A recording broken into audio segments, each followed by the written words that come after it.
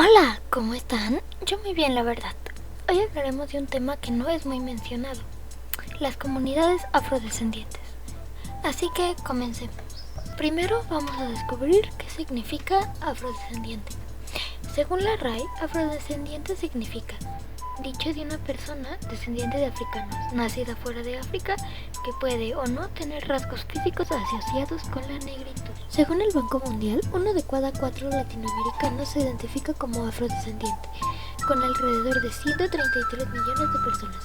La mayoría de esta población se concentra en Brasil, Venezuela, Colombia, Cuba, México y Ecuador. Ya que entendemos que es un afrodescendiente, vamos a ver un poco de su historia para luego pasar a sus aportaciones en la cultura latinoamericana actual.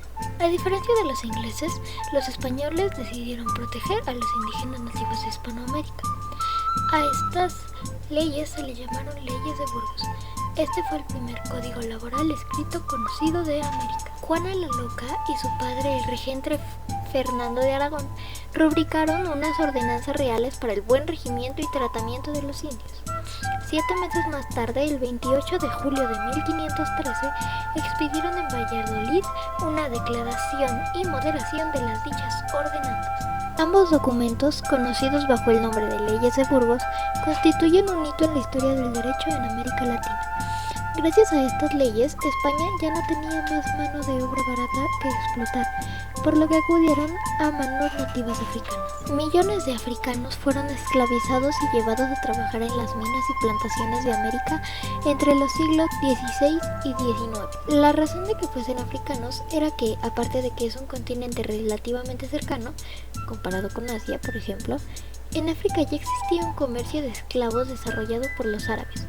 Obviamente, era más fácil comprar esclavos en un mercado ya existente que crear uno nuevo. Rápidamente, los indígenas los acogieron en sus pueblos, lo que ayudó a propagar la cultura africana con la indígena. Uno de los bailes más famosos y muestra de este sincretismo es la danza de los negritos de Veracruz.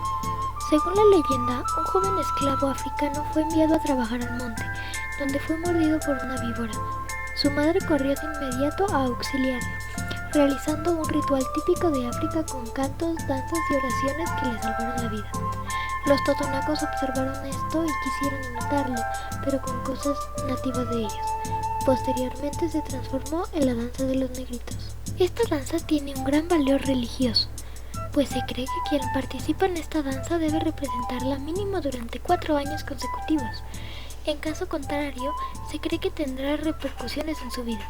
La primera vez que los danzantes comienzan a ensayar, deben inclinarse ante alguna representación religiosa, ya que en todas las danzas hay un son de alabanza a Dios. Otra cosa que nos dieron los africanos fue la cumbia.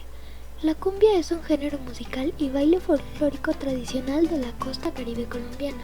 Posee elementos de 3 vertientes culturales: la indígena, la africana y la española, siendo consecuencia del mestizaje entre estas culturas durante la conquista y la colonización española.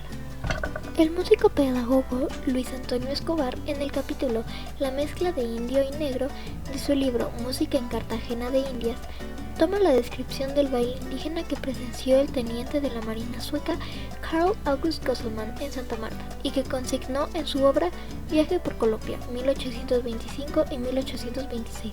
Como prueba de que por lo menos en la segunda década del siglo XIX ya existía el conjunto de gaitas en Santa Marta, el mismo que aparece en Cartagena y otras ciudades de la costa con elementos musicales negros que resultan en la cumbia. Pero también hay pueblos enteros afrodescendientes.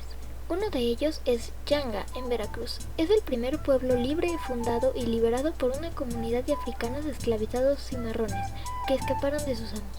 Un príncipe africano llamado Yanga fue su fundador el 10 de agosto de 1609. O Livingstone, en Guatemala, un poblado de Izabal que saca su nombre de la ciudad sueca del mismo nombre. Aquí me equivoqué, era escocesa, no sueca. Perdón por el error. Ahí se ve.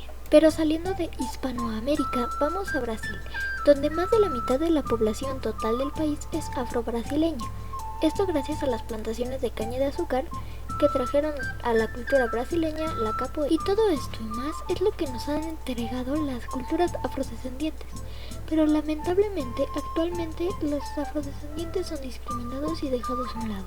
En México, 34 millones de afrodescendientes están en edad escolar y enfrentan desigualdades en la escuela, obtienen peores resultados de aprendizaje y tienen una mayor probabilidad de abandonar el sistema educativo antes que el resto de sus pares no afrodescendientes. Pero, ¿qué opinas tú? Te leo en los comentarios.